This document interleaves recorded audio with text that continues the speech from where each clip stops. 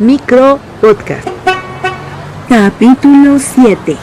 Violencia sexual y acceso a la justicia. Una mirada desde los derechos humanos. Proyecto de ley 010.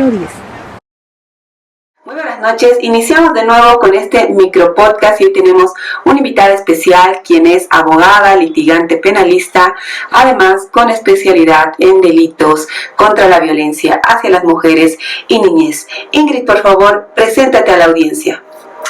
Muy buenas tardes a todas las personas que están viendo el podcast. Me presento, soy Ingrid Davesíes Martínez, soy abogada, especialista en Derecho Constitucional y Derechos Humanos y, como ya lo referiste, abogada litigante, sobre todo en atención a víctimas de violencia sexual. Ingrid, últimamente se ha hablado mucho sobre el proyecto de ley 010, conocido como Ley Brisa. Desde tu mirada y también desde tu experiencia, explícale a la audiencia en qué consiste este proyecto de ley. Bueno, muchas gracias. Primero, creo que es importante que se aclare que este proyecto 010, que se conoce más como la Ley Brisa, es un proyecto emergente de una sentencia emitida por la Corte Interamericana de Derechos Humanos, ¿no? Entonces, lo primero que debemos decir a la población en general es que esta ley es una respuesta a una obligación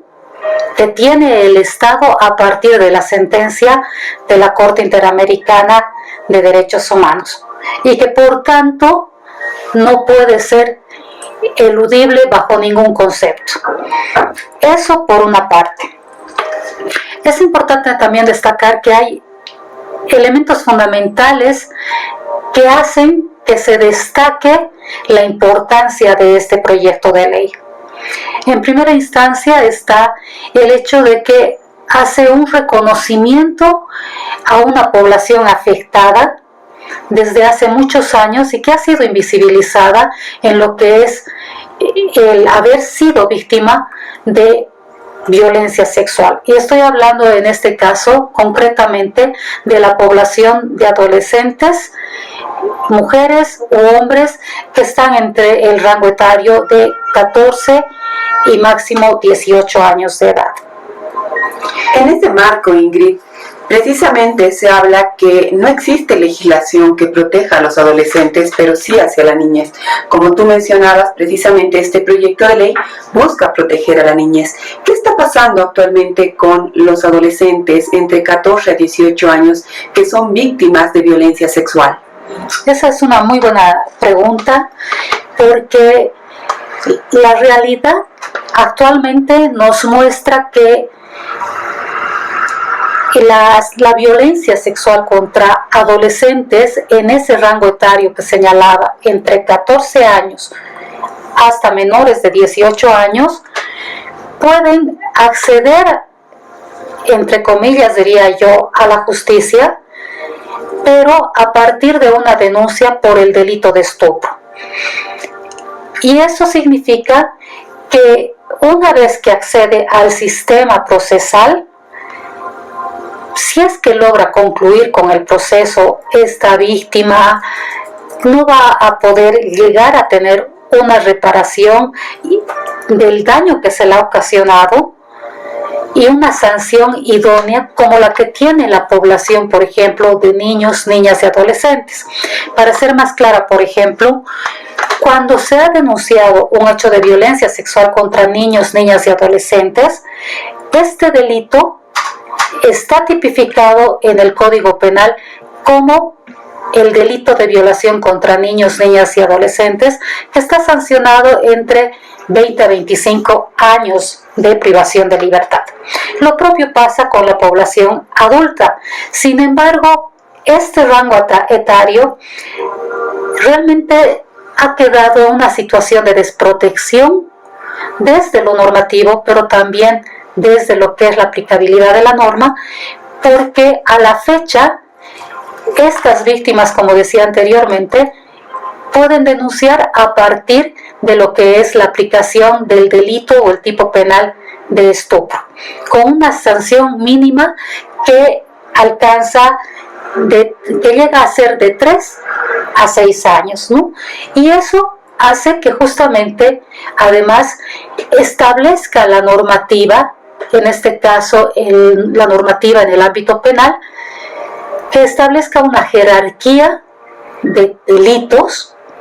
pero también una jerarquía de sanciones en la que un mismo hecho que puede ser ejercido contra niños y adolescentes, o niños y niñas, perdón, o adultas, es sancionado con una menor pena.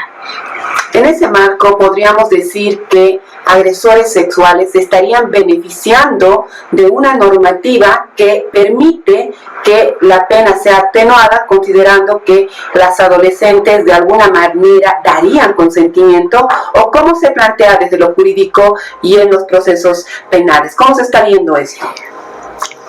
Este es un elemento importante porque el hecho de que se establezca desde la normativa una jerarquía de delitos y de sanciones está dando lugar a la impunidad de estos hechos de violación, porque hay que decirlo con todas sus letras: todo acceso carnal y o de tipo sexual con un adolescente de 14 y 18 años es una agresión de tipo sexual, atenta a la integridad física, psicológica y sexual de esa persona, y por supuesto está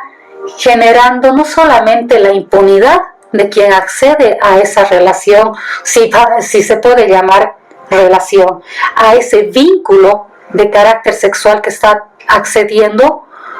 una persona adulta, y repito, una persona que puede ser mujer u hombre. Se está vulnerando el derecho al acceso a la justicia de adolescentes entre 14 y 18 años, que no recibe el acceso a la justicia ni a una sanción equiparable al daño que se le ha ocasionado, pero también se está naturalizando un vínculo de carácter sexual como si fuera algo natural y normal, al hacer pensar a la población que este tipo de vínculos son normales. Hay que considerar que hay muchas relaciones que cuando llegan, o vínculos, llamémoslo así, cuando llegan a una instancia judicial, muchas de las víctimas refieren que han accedido a tener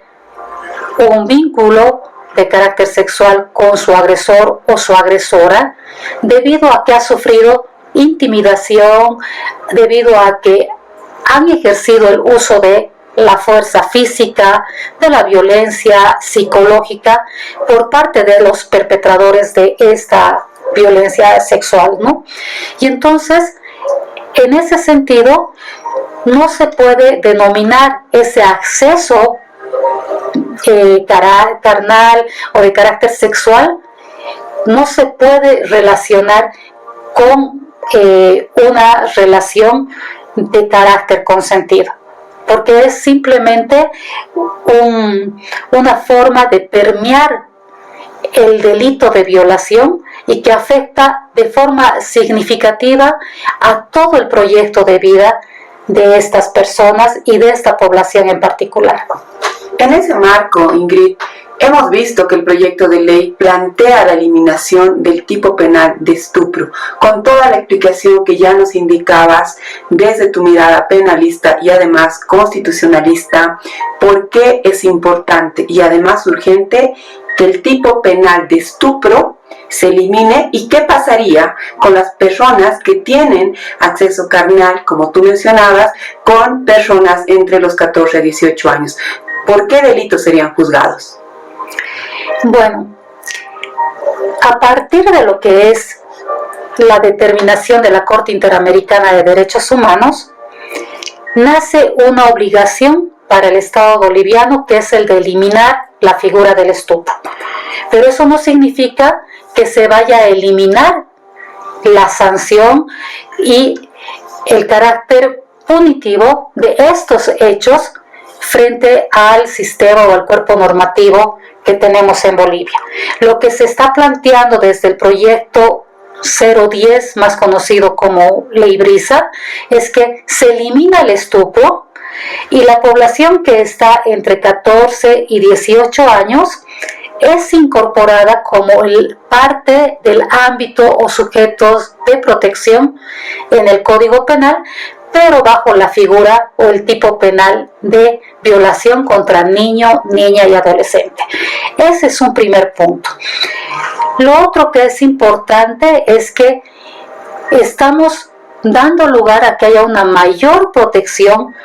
que responde también a los derechos humanos de niños, niñas y adolescentes que están reconocidos y establecidos en la Constitución Política del Estado como una población que también se encuentra en situación de vulnerabilidad y que bajo el paraguas del bloque de constitucionalidad también responde a los estándares de derechos humanos. Es decir, que se tiene que velar y el Estado tiene que prever la protección del interés superior de niños, niñas, pero también de esta población que hasta la fecha sigue siendo invisibilizada y que sigue estando en un estado de desprotección y yo diría que también está siendo olvidada por el Estado. Y en ese marco, Ingrid, ¿crees que es importante que se pueda hablar también del consentimiento? Porque precisamente muchas de las excusas de los agresores sexuales es: ella quería, ella me provocó, ¿no? Sin entender, por ejemplo, las relaciones asimétricas de poder, o asimismo entender que existen otras formas de coaccionar o de alguna manera obtener el consentimiento, que no es un consentimiento, que en realidad está sujeto bajo ciertos parámetros. Entonces, ¿cuál es la importancia de entender qué es el consentimiento en delitos sexuales? Bueno, hay que comprender que el consentimiento es la aceptación, es la anuencia que da una persona, en este caso adolescentes, para que se acceda a una relación, a un vínculo de carácter sexual. La simetría a la que tú te refieres hace sobre todo referencia a la diferencia que existe, por ejemplo, entre el rango etario de la persona adolescente con respecto al perpetrador o a quien accede, ya sea hombre o mujer, a una relación de tipo sexual. Por ejemplo, un hombre o una mujer, si quieren, de unos 30, 35 años, que a título de establecer una relación con una persona de 16, 17 años, llega a tener y a establecer o acceder a una relación de carácter sexual. Esa es una relación de total asimetría. ¿Por qué? Porque hay una diferencia significativa entre lo que es no solamente la edad, sino lo que es la experiencia y la vivencia de esa persona adulta, que distingue perfectamente que no es correcto, no es ético y no es normal que pretenda acceder a tener relaciones sexuales con una persona menor de edad, en este caso específicamente de personas entre 14 y 18 años. Peor aún, que pretenda naturalizar ese vínculo haciéndole creer a la víctima que tiene una relación de carácter amoroso. ¿Por qué motivo? Porque a partir de lo que es el inicio de la adolescencia hasta los 18 años, estudios psicológicos, ¿qué es lo que han referido? Que estas personas todavía son frágiles emocionalmente, todavía no tienen capacidad para discernir si están dentro de una relación de simetría, una relación entre iguales, entre pares, que podría ser entre adolescentes, que es lo correcto, es lo normal, y no disciernen los riesgos, los peligros y además la manipulación en la que se ven sometidos o sometidas con personas que les duplica o les triplica la edad, ¿no? Por eso es importante hacer notar que el proyecto de ley Brisa actualmente lo que establece es, al margen de eliminar el delito de estupro, incorpora a esta población dentro de lo que es el delito de violación,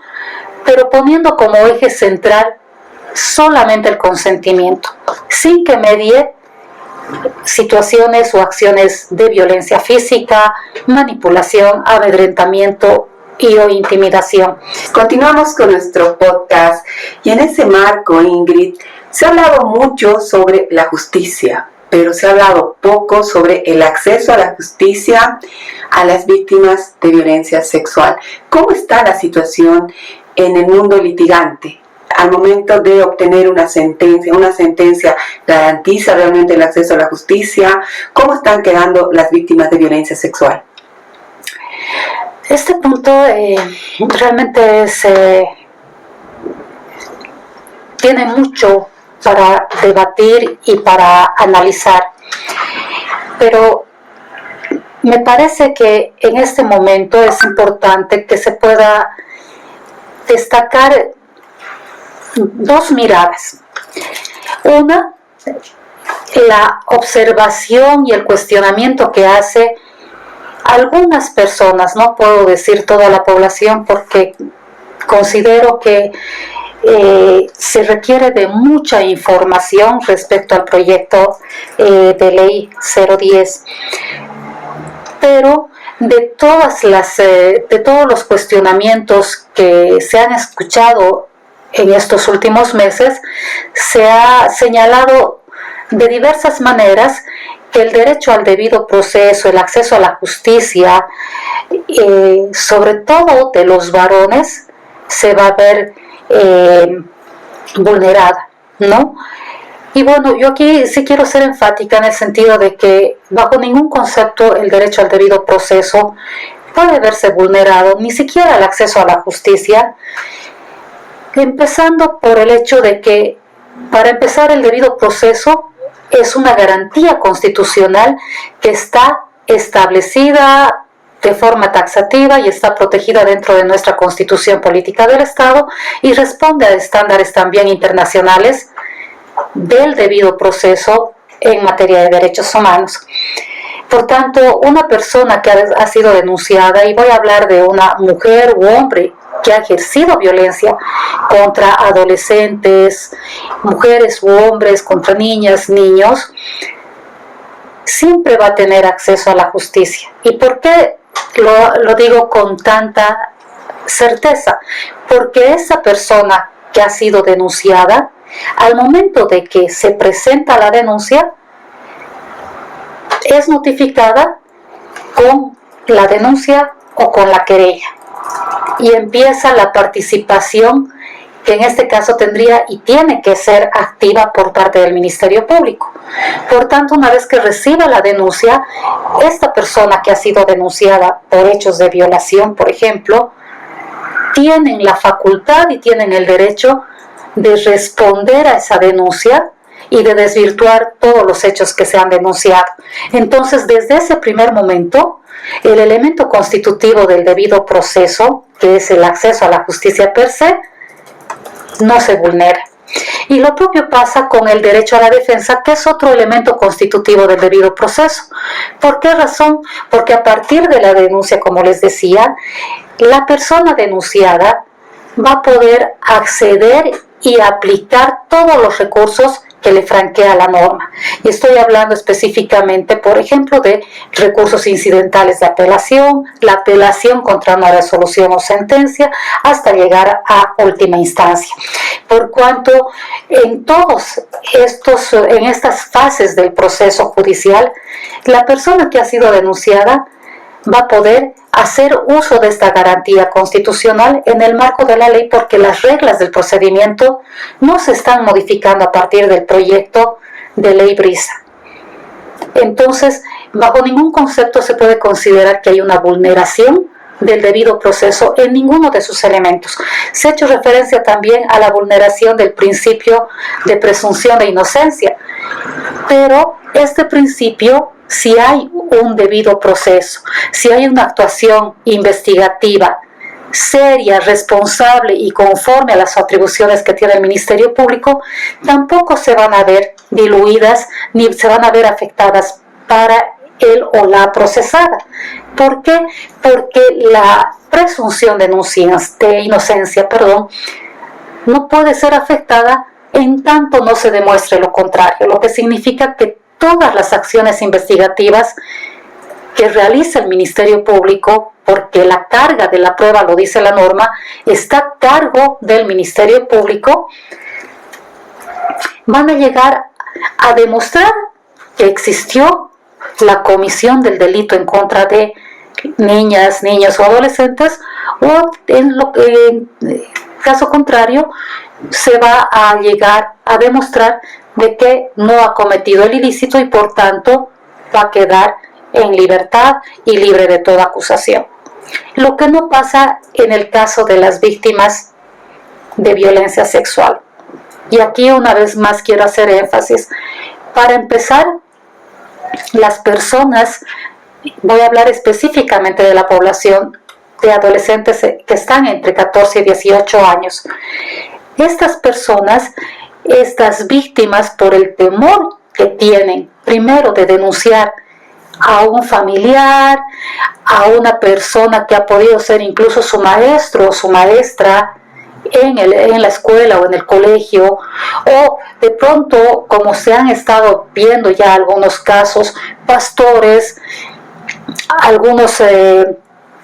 representantes de determinadas iglesias que han accedido a una relación carnal producto de la manipulación que ejercen contra estas personas. Muchas veces lo que sucede es que las víctimas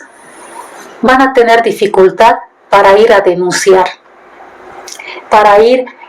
a poner en evidencia a esta persona que además tenía o tiene una relación de confianza con todo su entorno, no solamente con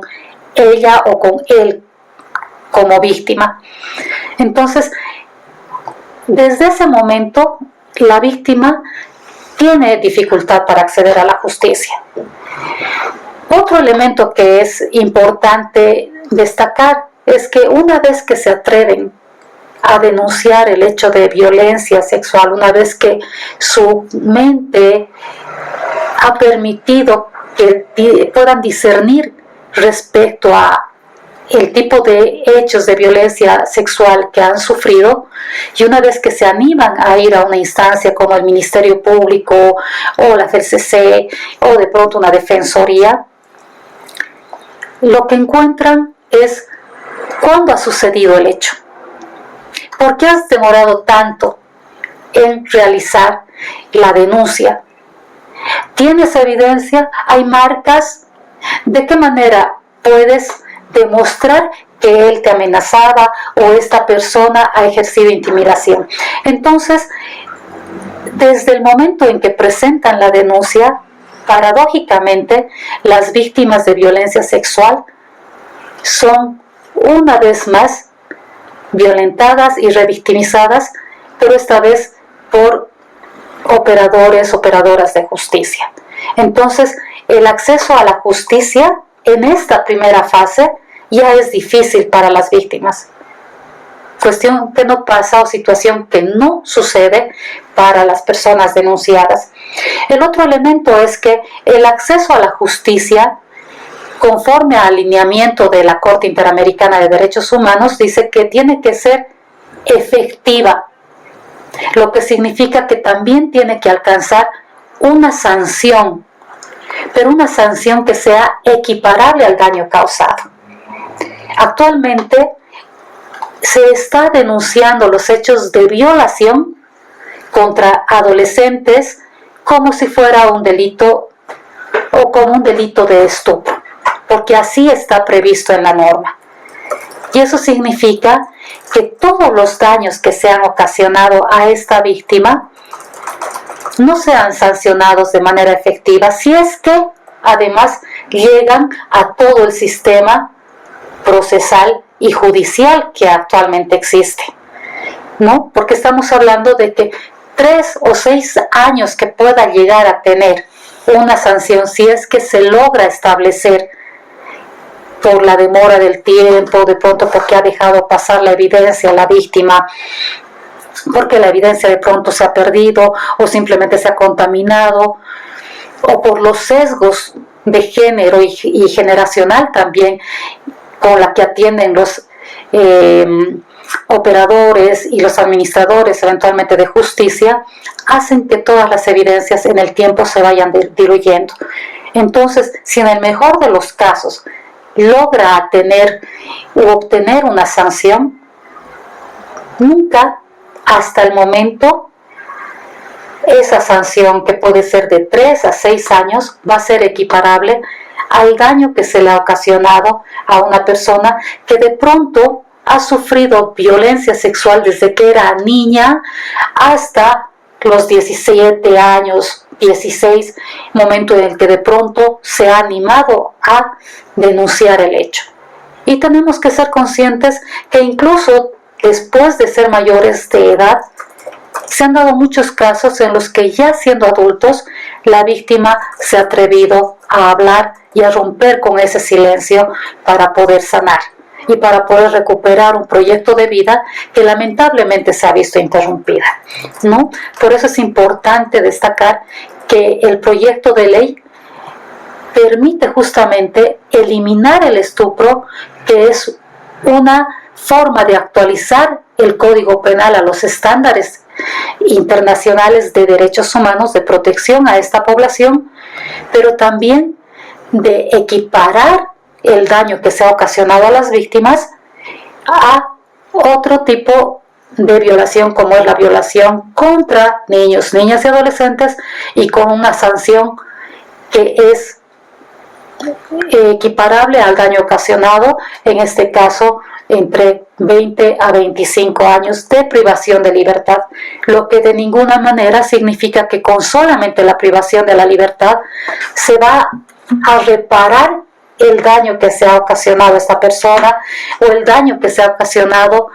al proyecto de vida que tenía esta persona, porque muchas de ellas se van a ver afectadas en su forma de relacionamiento con otras personas, con sus pares el día de mañana, incluso con la capacidad de poder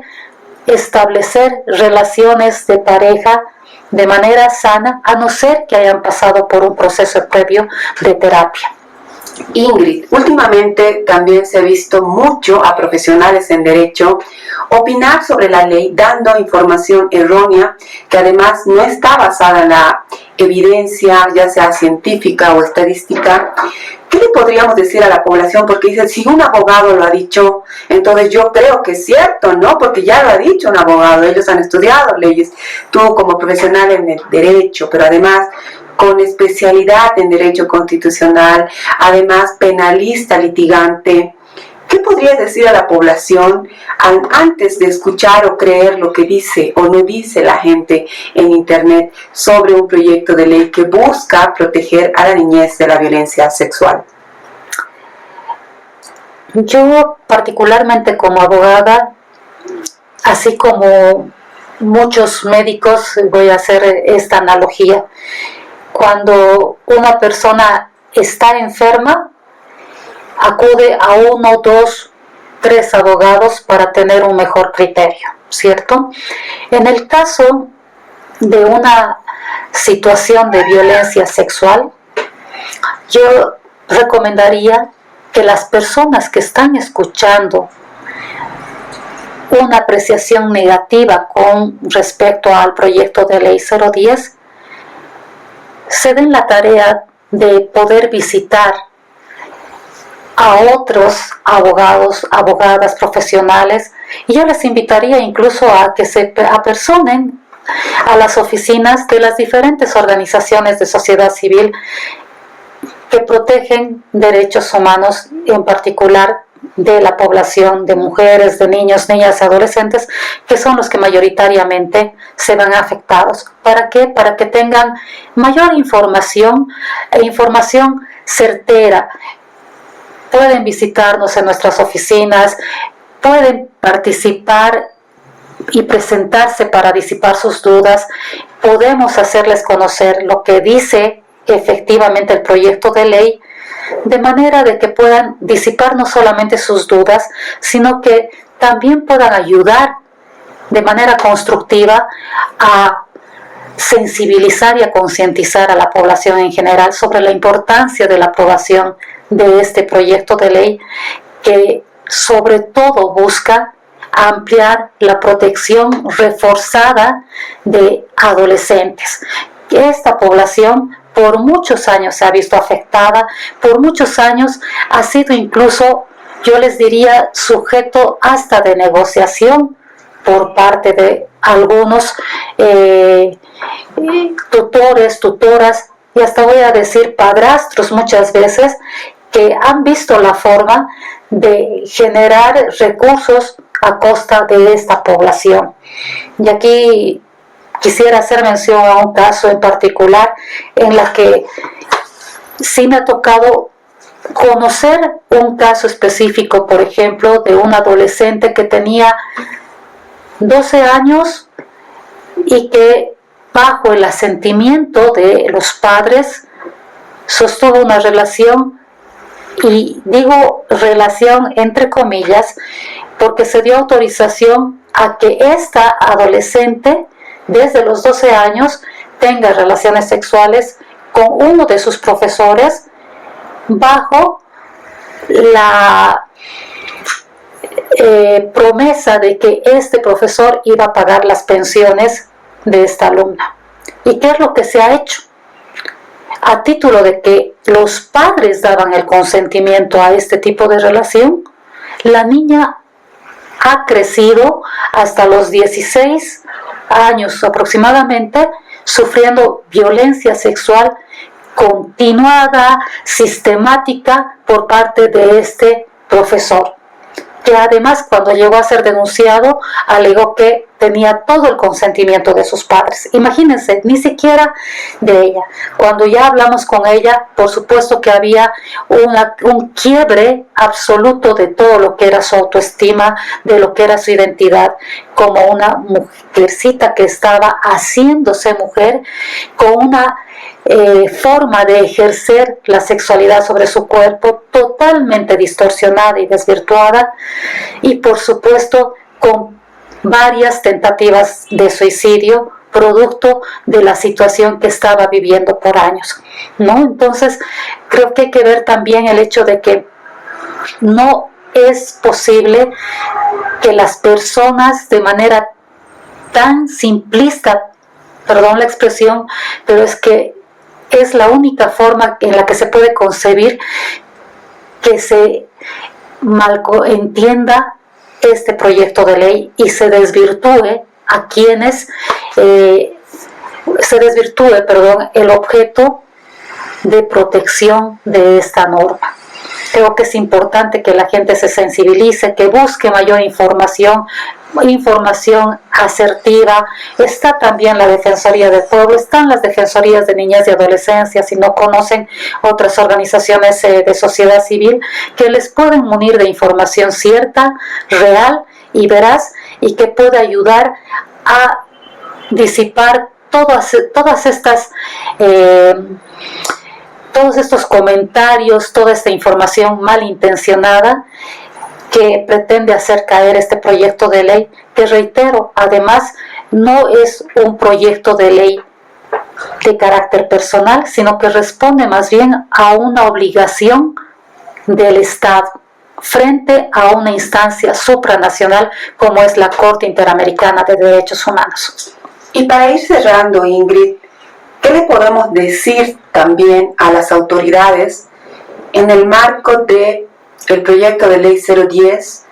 donde ya mencionabas existe una responsabilidad y una obligación del Estado emergente de una sentencia de la Corte Interamericana de Derechos Humanos? ¿Qué le podemos decir a estas autoridades en relación a cuándo van a cumplir? ¿Cuál es el deber? Efectivamente tenemos una obligación como Estado. Sí, realmente estamos en un escenario en el que es importante que las autoridades, y voy a hacer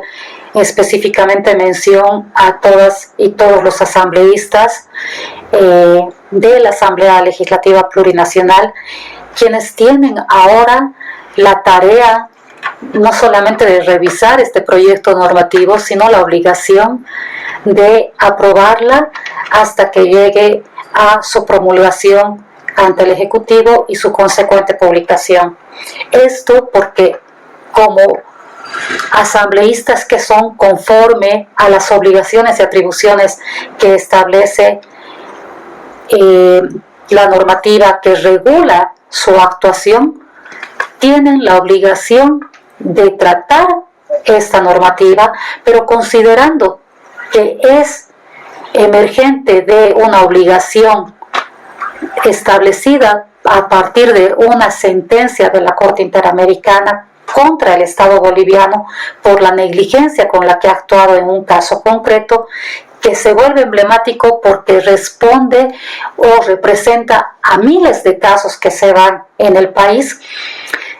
Yo les exhortaría a que impulsen el tratamiento de esta normativa, que impulsen su aprobación y que inviten a la población a procesos de socialización para que no haya mayor confusión, para que la gente pueda disipar sus dudas y para que haya información certera. Eso es lo que yo pediría y exhortaría realmente a las autoridades a que pongan su mano al corazón, tomen conciencia de la importancia del rol que ahora tienen estas autoridades y que en el marco del ejercicio de sus atribuciones y competencias respondan a las necesidades de una población que a la fecha está viviendo en una situación de desventaja y de desprotección. Micro Podcast.